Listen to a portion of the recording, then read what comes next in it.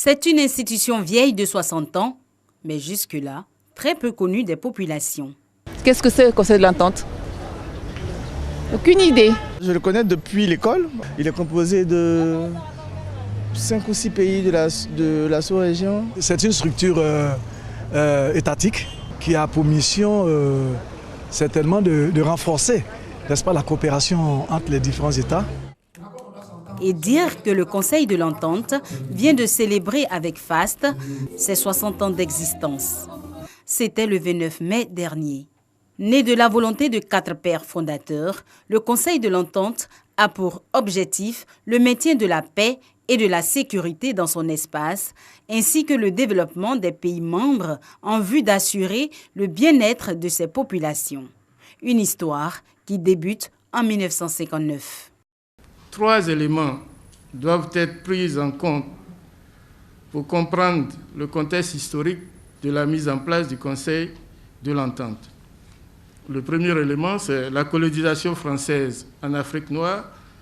Le deuxième, la communauté franco-africaine créée par la Constitution de la Ve République française. Le troisième élément, enfin, la querelle dite des fédéralistes et des antifédéralistes. Au départ de sa création, 4 pays membres, Burkina Faso, Bénin, Niger, Côte d'Ivoire, rejoints 7 ans plus tard par le Togo pour former le Conseil de l'Entente. Tous jeunes États, indépendants en 1960, le processus de leur construction va donc débuter avec la création du Conseil de l'Entente. Très tôt propulsée, cette institution connaît plusieurs étapes importantes.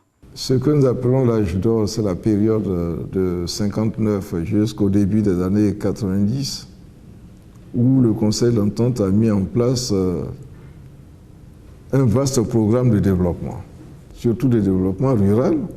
Dans chacun des pays, il y a eu plus de 6000 forages effectués.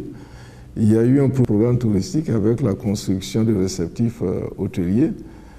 Il y a eu un programme de soutien aux PME africaines. Il y avait le fonds de solidarité au départ, transformé en fonds d'entraide et de garantie des emprunts du Conseil de l'Entente. Même s'il a aussi connu une certaine léthargie, à 60 ans, l'institution peut encore se targuer d'être l'instigatrice de plusieurs autres organisations telles que l'UEMOA et la CEDEAO. Le Conseil de l'Entente est la source d'inspiration qui a permis de créer les autres organisations sous-régionales. Le Conseil de l'Entente aujourd'hui a créé un cadre de concertation avec les autres organisations sous-régionales telles que la CEDEAO. Ce cadre de concertation a pour but de faire en sorte que le Conseil de l'Entente et la CEDEAO puissent travailler de façon complémentaire. En 2011, au Bénin, un nouveau souffle est donné au Conseil de l'Entente par les héritiers que sont les présidents actuels des pays membres. Une charte est signée, dotant l'institution de nouveaux instruments. Désormais, nous avons repris nos activités et donc progressivement, le Conseil de l'Entente sera connu, puisque nous réalisons des choses concrètes pour les populations. Sans beaucoup de moyens, nous avons, depuis 2013 jusqu'à maintenant, touché plus de 100 localités, quelques 117 localités, soit en forage, soit en électrification par énergie solaire, la construction de collèges, d'écoles, de centres de santé. De 1959 à 2011, l'environnement a changé.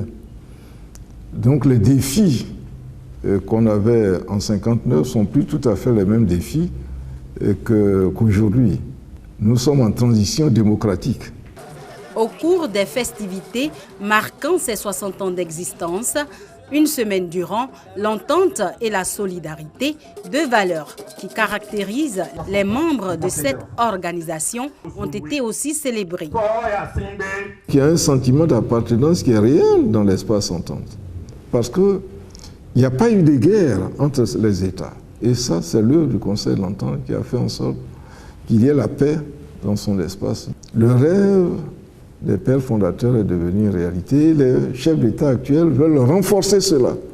Pour matérialiser les valeurs d'entente et de solidarité, le Conseil de l'Entente envisage de construire une tour dédiée à la paix. Une œuvre qui va, selon son premier responsable, transformer puissamment la visibilité du Conseil de l'Entente. La volonté de redynamiser le Conseil de l'Entente passe également par la mise en place d'une de ses représentations en Europe. Depuis la nomination du secrétaire exécutif en 2012, son Excellence Patrice Kwame, on avait vu la nécessité d'avoir une représentation en Europe, étant donné que le Conseil de l'Entente a besoin de partenaires, notamment au niveau des accords de coopération et également aussi des financements à avoir pour le Conseil de l'Entente dans le cadre de sa coopération au développement. À la clôture des festivités du 60e anniversaire de l'instrument, ils ont été nombreux, ces hommes et ces femmes, à montrer leur attachement à cette institution. Les 60 ans du Conseil de l'Entente, c'est une bonne chose. Ça permet de croire à nos organisations régionales.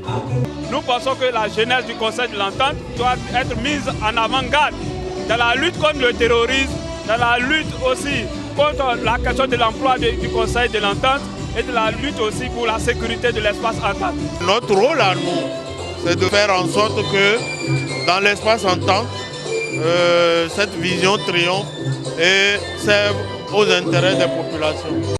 Malgré le poids de l'âge qu'elle affiche, la doyenne des institutions sous-régionales ouest-africaines présente une santé de fer et veut demeurer une institution forte pour le bien-être des populations.